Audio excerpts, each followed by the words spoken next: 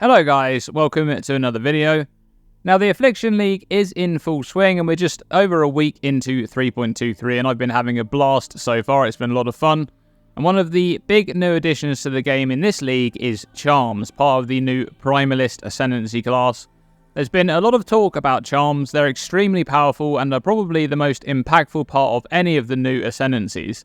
And a lot of the discussion has been on how good Charms are at patching up inconsistencies in builds and basically filling any gaps or shortcomings that a build may have.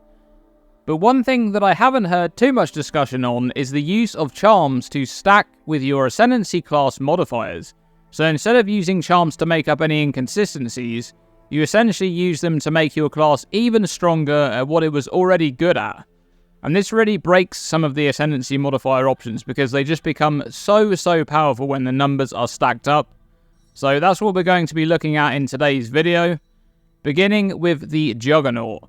One of the most powerful notables on any Ascendancy is the Juggernaut's Unbreakable, which applies 8% of armor to elemental damage taken from hits. When stacking up maximum elemental resistance, this modifier becomes extremely powerful because armor's application takes place post-resistance mitigation, and armor is naturally more effective against smaller hits.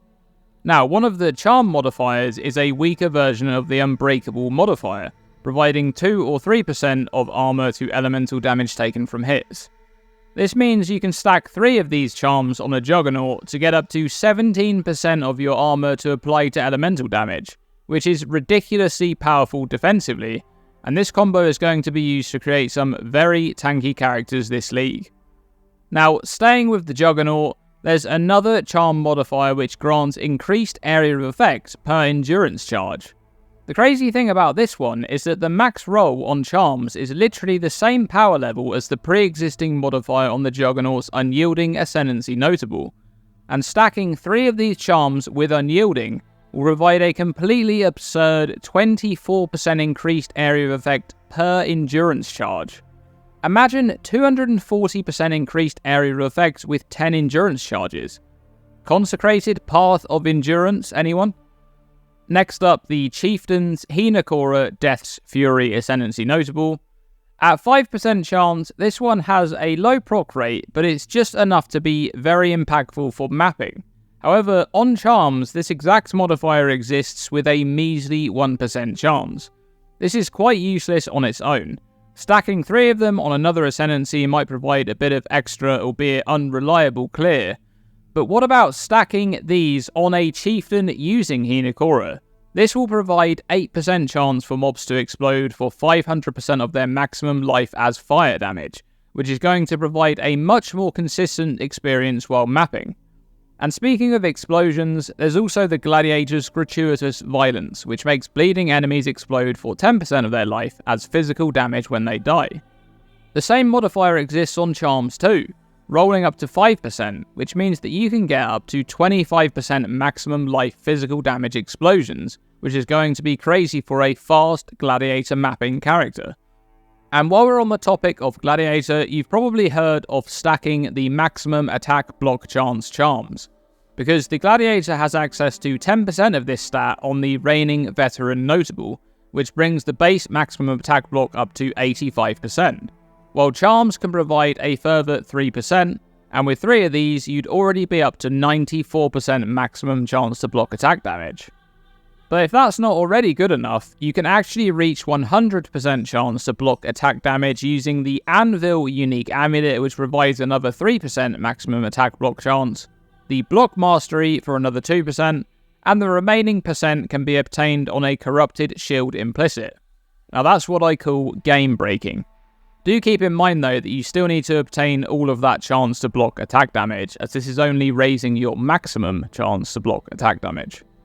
Up next is the Inquisitor's Sanctuary notable, which has a modifier which makes enemies on your consecrated ground take 15% increased damage. This is a strong modifier because it's not increasing your damage specifically, it's increasing the damage that the enemies are taking, and this calculation happens on the same layer and stacks additively with things like shock. Charms also provide this stat, up to 10%. So with 3 of these, you'd be able to make your consecrated ground apply 45% increased damage taken to enemies, which is going to massively improve your damage.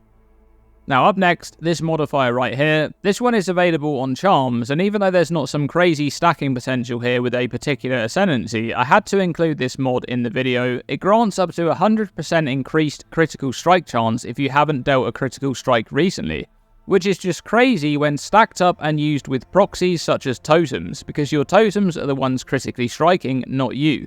So you can have 300% increased critical strike chance for your totems all of the time.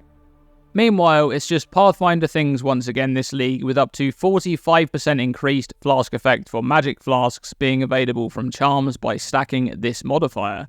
And with the Pathfinder's Nature's Boon Ascendancy Notable and 4 small nodes from the Ascendancy, you'll have a ridiculous 95% increased effect of flasks for magic flasks before you've even got to the passive skill tree or your gear. That's insane. And to be honest, there's a lot more combinations that I could have mentioned in this video, but those are some of the really strong ones. The potential power level of characters in this league is huge, and there's some really fun and broken options that you can go for. And this is just the Charms. There's 2 different Ascendancy classes that you could go with instead that provide other powerful options as well. How are you guys getting on with the Affliction League? Let me know what Ascendancy you're using and perhaps which charms or tinctures you're using as well.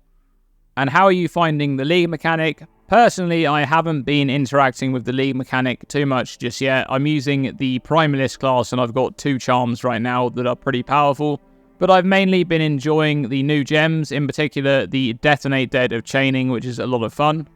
And that's going to be it for this video. Thank you very much for watching, and as always, stay tuned and stay safe.